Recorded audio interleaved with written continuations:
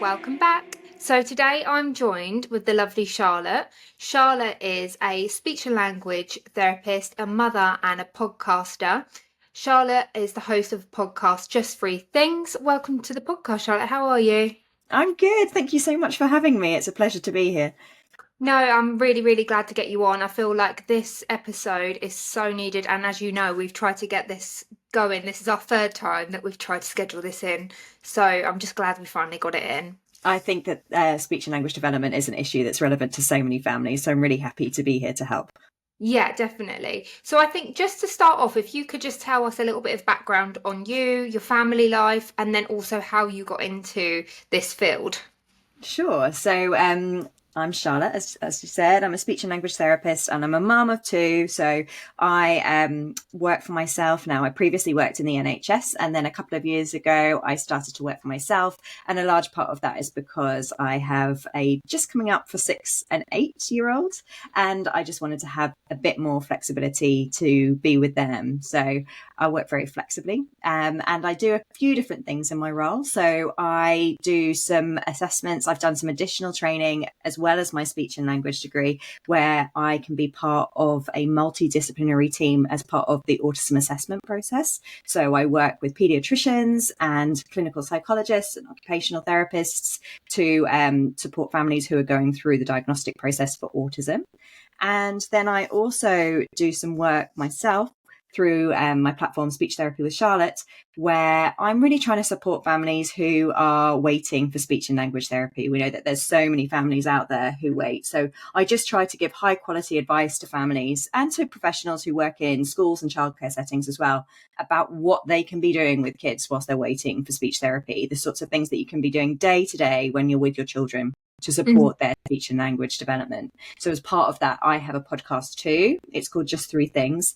And the premise is that parents will write in with a question, and rather than having to spend hours trawling through the internet, which I know I've certainly done as a parent, you can just listen for less than 15 minutes and I'll give you just 3 things that you can try kind of immediately, straight away, without having to do any prep. Amazing. So how did you get into the speech and language field? So for me, I trained very early on. I left school at 18, did my A-levels, and I went straight to university then to study speech and language therapy. And to be honest, at that stage, it wasn't something I particularly knew a lot about. I'd done quite a lot of voluntary work for my parents when I was growing up, so I knew that I loved helping other people. And then my A-levels were quite diverse. So I studied art, French and maths at school. Wow, so yeah. quite a range of things. And when I was just looking through kind of different degree courses, I found speech and language therapy, and it seemed like something that would allow me to be creative, yet statistical and a little bit linguistic, and help other people as well. So it kind of ticked lots of boxes for me. But to be honest, I didn't really know what I was letting myself in for until I got to university and then did clinical placements as part of that course. Oh, okay. And did you always want to go down like the pediatric route with children? Is it like that field that spoke out more to you? Was that more as a mother that came? It's a great question. And as I say, when I started university, I didn't really know what I was letting myself in for. And I did a 4-year degree course in speech and language therapy. And you do try out working with different client groups. So I've worked with adults and I've worked with children. And at the end of the course, there was 2 fields that I really loved, actually. So I loved working with young children and doing what we call in the industry health promotion. So that's kind of like public health messages, universal messages that you can be giving to all families to make sure that they're supporting children's speech and language development. And then I also really liked working with adults, and particularly adults with learning disabilities as well. I found that really fascinating, and I just loved the relationships that I could strike up with adults and the people that were working with them as well. So I think I've kind of come to a nice medium now with my autism assessments. I work with children right through till 19, so I'm still kind of getting the adult side of things there. But then with the universal stuff, I find it's a really good balance for me because I'm working directly with the children sometimes, but actually doing quite a lot of adult education and parent coaching and stuff. So it just ticks lots of boxes in terms of working with a mixed caseload. I imagine that's incredibly rewarding, this whole field anyway, is like giving someone their voice or the tools to be able to use their voice. I don't know if you could tell me if it's a knock-on effect from COVID, from lockdown, from these COVID babies, which mine was one of, and I have found like his walking was delayed, but then his speech was very early. And I know every child is different anyway, and I think it's so easy that we compare to the people that we see around us. There seems to be a rise in the wait lists 100%, but also a rise in children with speech and language. Do you think there's a correlation with COVID, or has that always been the case and we're just only picking up on it now? I think there's a lot of things to unpick there. So I think that definitely it's on people's radar more since COVID. I think people are more in tune to the fact that there are lots of children out there who need support with speech and language. It's always been the number one kind of developmental difference. So if there's something going on with your child, like speech and language differences are the most common one. And in some parts of the country, there's up to 50% of kids who are starting school with speech and language skills that are kind of below the national average. So it's always been a big issue. I think certainly COVID has had a profound impact on us all, on the children, and also us as adults, thinking about those days during lockdown. Actually, like, lots of people were living in heightened anxiety, states of stress for all different reasons. And actually what we know about speech and language development is that adult-child interaction is really, really important. So the way that we as adults interact with our children has an impact on them. So if you think about that in terms of the impact that COVID was having on us as parents, actually that then had a knock-on effect on our kids as well. And the other thing to consider is that lots of children were out of childcare at that point, and actually social interaction and interacting with peers also is part of speech and language development. So there is some evidence now coming out that COVID did have an impact on children's speech and language development, but obviously it's early days still. We're still waiting to see what the big impact on us as a society has been, but it's certainly something that needs to be on everyone's radar, particularly anyone who's like working with children. We need to be thinking about this. There's 1.9 million children in the UK at the moment who have speech and language differences and need support in this area. So it's a big deal. It's not something that we can brush under the carpet or just think it's going to work itself out. It needs to be at the forefront of everybody's minds. And I know we've touched on obviously speech there. I know obviously there's difference between speech delay and obviously language with like stammers and pronunciations. What are you finding is the most common speech and language concern? Oh, it's a big question. So I think it's probably useful to touch on what is meant by all these different things, because you're right, there's different categorizations. So when we're talking about speech, we would really be thinking mostly about pronunciation of words. Sometimes people would include stammers in there. We would, as speech therapists, we'd call that more to do with like the fluency of speech. So whether or not we're able to talk without kind of stringing sounds out or without repeating ourselves or repeating sounds in words. And then there's the language side of things, which is whether or not children understand what we say, whether or not they can say words themselves, whether or not they can string words together to make sentences, whether they can use those different grammatical things. But also included in speech and language development is like social interaction differences as well. So whether or not children are interested in interacting with other people, be that adults or other children.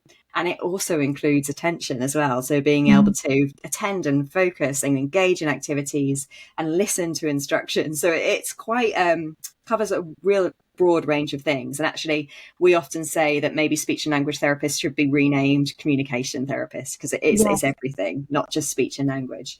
And in answer to like, what is the most common thing? Well, I mean, a bit of everything, really. What we tend to see is that speech and language develops in like a pyramid or hierarchy. So for the majority of children, they learn how to do the social interaction stuff first. And if they don't, then it has a knock-on impact on their ability to learn words, learn vocabulary, put things together. And then the kind of like the speech sounds and the fluency is almost like the icing on the cake. So you'll see for a lot of children who are like maybe 2 years old, 1 or 2 years old, and they've started talking, their speech is unclear. That's part of typical speech and language development, because what happens is as children practice their talking, their speech becomes clearer. So what we tend to see is that actually if children are having difficulties with any aspect of the communication, we might go back to their social interaction and check. And actually sometimes we find that there's a difficulty there or a difference there, and we need to work on that. But what people tend to notice is more the speech sounds or the stammer, problems with fluency, because that's more obvious. So basically, it's kind of a complicated answer, Kaylee, because like what people are seeing versus what actually the true underlying problem is not always the same Yeah. thing. And what would you consider as like a speech delay? At what age should parents be concerned and maybe start seeking help? I get asked this question all the time, and my answer is always first, I would never tell anybody to be concerned ever. It's like, when should I be concerned? Please don't be concerned. I don't want to be the person who, as a parent, is making you feel more concerned as a parent. So I think the truth of it is that parents are always really in tune with their children, and they often notice and have these gut instincts or intuition that something is following a slightly different pattern of development. And for me, it's not about being concerned, it's about being proactive in supporting your child. That's a better word. I think, flipping it and thinking this is the time to be proactive is just a much better way to think about it. And the answer is that brains are developing rapidly from birth. Like brain development is like, the brains are like sponges from birth. So the earlier we can be proactive, the better. So as soon as you notice that your child is following a different pattern of development to other people that that's a good point to start noticing and making sure that you're being proactive. And those sorts of things might be, I've noticed that my child maybe needs a bit more support in this area. So I maybe need to set aside 5 minutes a day where I'm just going to have a one-on-one interaction with this child. Or for our family, maybe story time is really, really important. Maybe other families can skip it every now and then, but we need to make sure this is part of our daily routine. Or it might be, do you know what? I'm just going to check in with my child's nursery because I think something's different here. Maybe if I come up with a plan with nursery and we can both be doing a bit more to support my child's speech and language development, that's going to make a difference. Or it might be, perhaps I think I need to take my child for a hearing test just to check that their hearing's okay. Or perhaps I should chat with their health visitor. So being proactive can look different for different kids, but it's almost like just noticing and making a little plan with anyone else who knows your child as to what you're going to do, how you're going to support them. And I think you made a really good point then about chatting with the nursery, because I think if you, like, I've got 2 children, so naturally I've compared a lot of the milestones to my previous because that's all I know. But if it's your first baby and you're not sure, I think that's a really good place to go with somebody that sees your child a lot and can tell you whether they've noticed any differences. I think that's really, really a good point there. Just to say that I do have on my website, which is speechtherapywithcharlotte.com, I have milestones through from 0 to 5 of what to look out for. So we know that all children develop at different rates, but they are what the majority of children are doing at those different ages. So at age 1, 2, 3, 4, and 5, what the majority of kids are doing. So if you are feeling like you don't even have a baseline to go to, it's worth looking on there and seeing roughly what other kids are doing, and then you can use that as the foundation of the conversations that you're having with other people who know your child. In regards to speech delay, just wanted to touch on dummies. Is there a correlation there? I've had that question come through from listeners that have basically said that they've had their child is really struggling to get rid of their dummy, but they have speech delay or they're not pronouncing the words right. Do we need to just get rid of them? What's your thoughts? So there's kind of a few things to consider again. Basically, we know that dummies can be really useful for families. I had 2 kids. One of them had a dummy. One of them didn't. My child who had a dummy really needed it. He had reflux. He had colic. He really needed the dummy to soothe him. But something I did as a parent was made sure that we just used the dummy for soothing, for times when he needed to be soothed, calm down, primarily for sleeping, particularly as he got older, just for sleeping. What we don't want is for kids to have the dummy in their mouths constantly. We don't want them to have the dummy in their mouths, particularly during playtimes. And there's a couple of reasons for that. One of them is that children need to be able to engage in what we call vocal play or babble. They need to feel the different sounds in their mouths. They need to be able to play around with their tongue and their teeth and their mouth and their lips. And they need to be able to use that and play around with those sounds. So if the dummy's in the way, it's going to restrict that vocal play, which is going to impact on their speech and language development. Another thing to consider is that actually having the dummy in your mouth for prolonged periods can affect, for example, your dentition, like the way that your teeth actually form in your mouth. And we use our teeth to make lots of different sounds. So it could have a real profound long-term impact if you are having overuse of the dummy. There's also research that links dummy use to things like glue ear, which can block up the ears, which would then in turn impact on speech and language development. So I think with all of these things, you've got to find the thing that's right for you and your family. And what's right for you and your family is not going to be the same as your next door neighbor or your sister or the person who lives down the street or the person who's sitting on the bus. You know what's right for you and your family, but you've got to kind of take that information and work out what's right. And I think really, if your child is having the dummy, my key thing would be just to try and stick it to its main use, which is meant to soothe your child, and to just restrict it to sleeping times. Yeah, good idea. And I know that there's like statistics on how many words they should be saying by each point. Like, is it 2 years they should be saying like 50 words or 10 to 50 words or something like that? How do you navigate how many words they should be saying? Basically. Yeah, so this is all on my milestones that you can find on my website, the ages and stages, and there is this number of 50. So I think, again, the key thing that you have to remember, the key thing you have to remember is that these are here as a guideline to help you know what is kind of like a typical pattern of development, or for those children who aren't following that typical pattern, that you might need to be more proactive, like we said before. So the 50 words is, the majority of children, so this is what the majority of children do. Not all children do this, but the majority. Yeah. So 50 words by 2 years. And the reason why 50 is this like magical number is because there's been research to show that children have to have a certain number of words in their vocabulary before they're going to play around with making word combinations. And 50 seems to be the magic number. So when kids have about 50 words in their vocabulary, then they start playing around with putting 2 word combinations together. I see. So that's the reason why 50 is significant.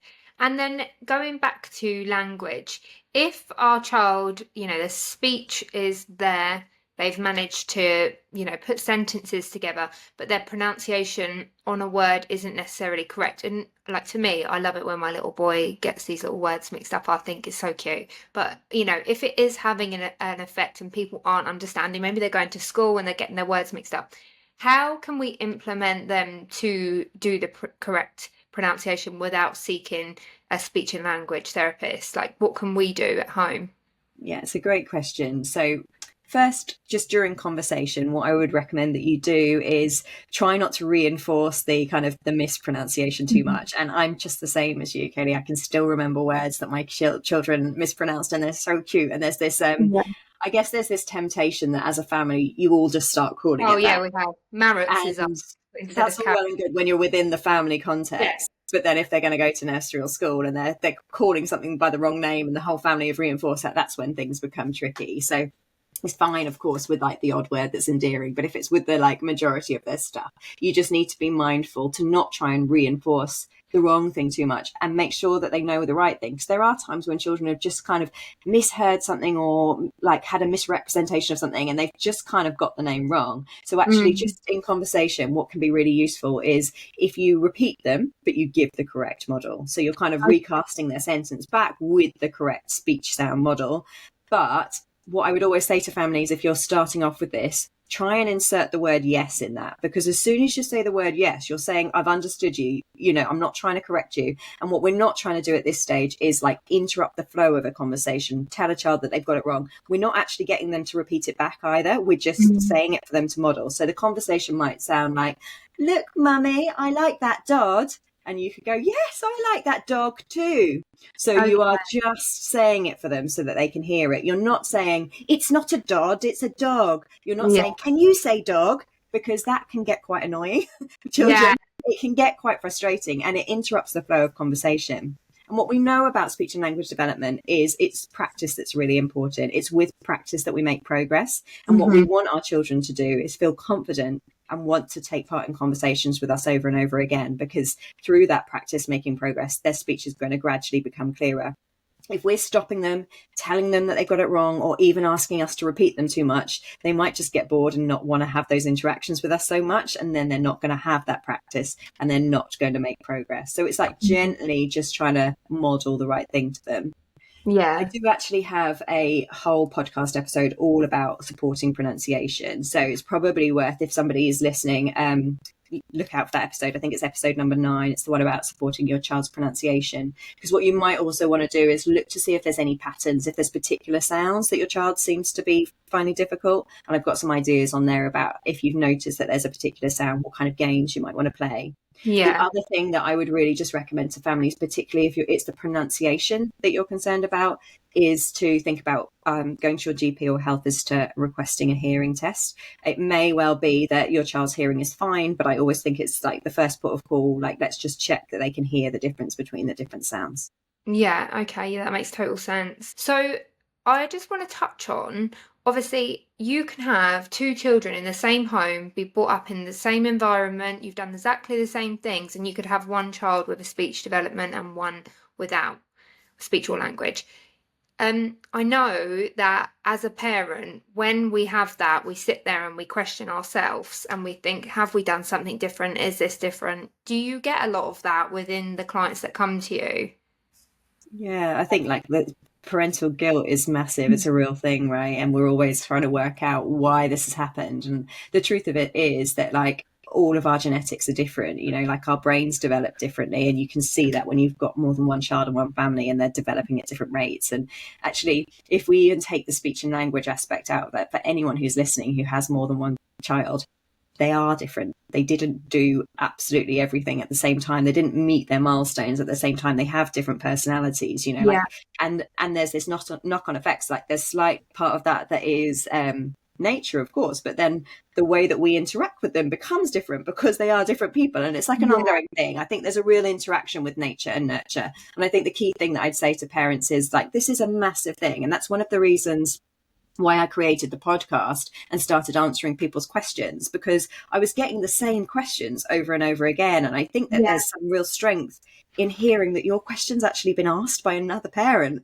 There are so many other people going through this. And I did a big social media campaign a year or so ago called You're Not Alone. And it was all of these parents basically talking about their own personal messages, just to try and help parents to see that they're not alone in this. And you didn't cause your child's speech and language differences, but you are actually really uniquely placed to support them. As a parent, so much that you can do. So it's almost like at some point, and I know this is hard because I'm a parent myself, at some point you've kind of just got to move past the whys, because sometimes we don't know why this has happened to a child. Sometimes there isn't an obvious explanation for it. It's just a case that their brain is wired or developing differently. You've got to move past the why and just move forward with the right, what we're going to do, like how can we support this child, how can we move forwards. But you know, that is easier said than done. And I think particularly if you're in a state of feeling quite worried about your child, it's easy to kind of overthink things. And within your services, is it mostly like virtual, or do you do face-to-face appointments with your clients? Yeah, I do face to face as well. I'm not taking on any more clients at the moment. I'm full, but most of the speech therapists that I know and work with, most people see people face to face. I'd say that there's certainly, when we're talking about like coaching of what adults can do, whether that's parents or professionals, there's a lot that can be done virtually. But obviously there's a time and a place for seeing the kids in the room as well and developing that relationship as well. Yeah, and I know obviously you touched on that you're working alongside the autism. Is it the diagnosis team that you work alongside? Yeah. So is there a direct correlation then with speech delay? Yeah, so one of the kind of two key diagnostic features of autism is differences in social interaction and communication. So it means that often young children are kind of seeking different social interactions, or the communication might be following a different pattern of development to some of their peers. So it's kind of one of the key markers, and it includes things like looking at non-verbal communication, like use of eye contact, facial expressions, gestures, thinking about kind of the way that they're developing their language might be following a different pattern of development. The types of interactions that they're seeking with other people might be different. So speech and language therapists are often one of the key members on the multidisciplinary team for autism. That's really interesting. What are some of the common misconceptions about speech therapy? I think, great. I love this question. I think that one of the key things is, particularly when we're thinking about younger children, so particularly thinking about under sevens, but it's the case for older children too.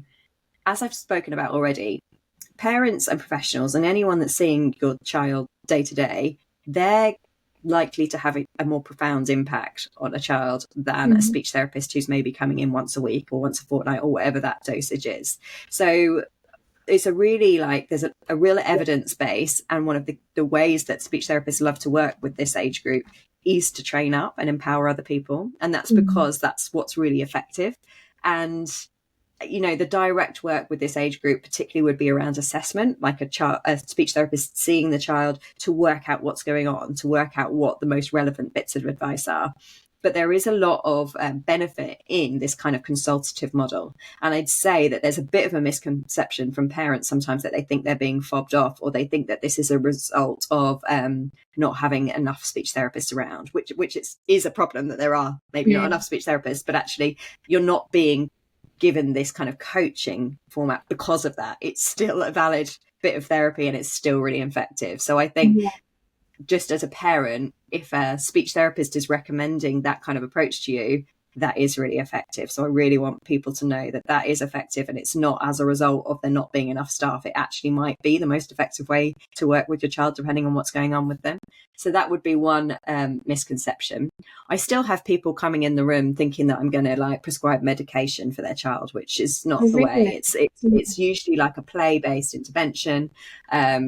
So it's kind of, it's work, but it's done through play. And I guess that would be another misconception as well, perhaps, that the therapist is just going to sit at the table with your child and make them do work. And actually, it's usually the kids love coming to speech therapy. They think it's actually just play, and they think that they're having a great old time. So that would be another thing, that actually it's usually a really nice thing, highlight of a child's week. They think that they're coming for something fun. That's nice as well for you guys as well to see. My sister, she had twins, and so this is following on my next question. Have you found there's a common correlation with twins' speech delay? Because they had two older siblings, but they would only communicate between each other, but no one knew what they were saying. I'd say till they were probably about 4. I think my sister was probably more picking up on it, but now they're nearly 16, but they've got a northern accent, and it's really strange because none of us are northern. I don't know where they've got that from. Is that common or no? The northern accent thing I haven't come across so much. No. But the twin thing I have, and I've looked into it, and here's what the research says. So there is a bit of a correlation between twins and having speech and language difficulties, but it's for a variety of reasons. There's also, by the way, loads of twins who are developing their speech and language well or in advance. But there's a few things at play. One, if you're a twin, particularly if you've got older siblings as well, you're less likely to have one-on-one interactions with an adult, because there's usually another one there. And actually having one-on-one interactions with an adult is a really powerful thing for supporting speech and language development. So that's one thing. 2, if you're a twin, you are more likely to spend more time than other kids interacting with a similar age peer, your twin. And there's this evidence of this twin language thing. So lots of young twins have twin language. They can communicate with their twin, and other people don't understand it, which then again has this knock-on effect of well, they're fine. They're all happy chatting to each other. Maybe we'll just leave them to it. Maybe we were not interacting so much. That's another thing. Number 3 is that actually lots of twins are born prematurely, and being premature is a risk factor of having speech and language or other developmental delays as well. So there's all those kind of different things in play there. So I think just as a twin parent, again, I would just be saying be proactive, be thinking about this, have this on your radar. It may be that your child's speech and language development is fine and is going to develop fine, but it might just be worth thinking, right, I just need to pay extra attention to this. So for parents that do want to be proactive, that's the word we're using, where would be their first point of call? Another great question. This is episode 2 of my podcast, Who to Get on Your Team. So if your child is under 5, they should have a health visitor allocated to them. Sometimes parents don't know who that is, but you can phone up your GP or your local health visiting hub to find out who that is. They're a great person to chat to. They'll be able to signpost you to relevant resources within your community and maybe help you with a referral to speech and language therapy. Some people prefer to go through their GP. That's an absolutely fine route too. Most of the times you can get your child's childcare setting to support with this as well. And I'd say even if it's not regarding a referral to speech therapy, it would be really useful to involve them, because they might just have some ideas of things that they can put in place to support your child whilst they're in the childcare setting. Speech and language therapy is also what we call an open referral system. So there is usually a way that parents can make the referral themselves. If you're not sure how to do that, the best thing to do is to go to a search engine and type in speech and language therapy and the area in which you live. And there should be some information about how you can access the service. Sometimes there's a form to fill in. Sometimes there are like drop-in groups that you can go to where you can maybe meet with a speech therapist and ask a few questions. So they would be good things to do. And then the other thing that you might want to consider is getting a referral for a hearing test, which I mentioned already. And if you've got any concerns about any other aspects of your child's development, so say you're also concerned about their social skills, or you're also concerned about their movement, they've not hit those gross motor milestones, it can be useful to maybe chat to your health visitor or GP about maybe getting a referral to a community paediatrician. So they're the child doctors, and they can do what's called a full developmental assessment just to see if there are maybe delays or differences in lots of different areas. You might need to see more professionals than just a speech therapist, because obviously the speech therapist is just going to deal with the communication side of things. Yeah. No, that's a really great answer. Thank you. I'm sure that'll be really helpful. So I know obviously your Instagram, you've got a lot of resources on there, haven't you? Most of the stuff that I do is on Instagram, so it might be the best place to go first. But the website just directs people to my podcast, so you can check that out. It's just 3 things. And then also just some downloadable resources. So some of those bigger things that, sometimes on Instagram can get lost down the feed. Yeah. I've kind of pinned to the website. So it's mostly just the motor milestones there. And there's also something called the communication pyramid, which is talked about all in episode 1 of the podcast. It just goes through all of those different aspects of speech and language development. So kind of what the lingo is, but also what you're looking at and all the different things that you want to be considering when you're considering whether your child is following this more typical pattern of development, similar to the majority of children, or whether they're maybe following a different pattern and you might need to be more proactive. Perfect. And do you just want to let everybody know where to find you on Instagram, your handle? Yeah, it's at Speech Therapy with Charlotte on Instagram. I am on Facebook too, although I have to admit I'm more proactive on Instagram. And then the website again is speechtherapywithcharlotte.com, and the podcast is called Just 3 Things. Thank you so much for coming on today. I feel like this is going to be such a well-received episode and help a lot of people. I'm sure if you've got any questions, guys, you can direct them over to Charlotte's podcast, Just 3 Things. Make sure you're following us on Instagram, TikTok and YouTube at Mummahood The Podcast, and we will see you same time next week. Love you, bye.